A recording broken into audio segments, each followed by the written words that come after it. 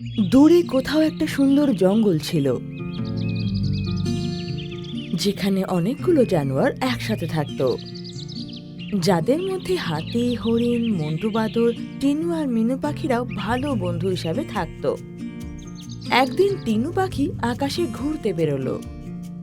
অনেকক্ষণ পর্যন্ত ওড়ার পর ও বিশ্রাম করার কথা ভাবলো আর একটা গাছের ডালে গিয়ে বসে পড়ল।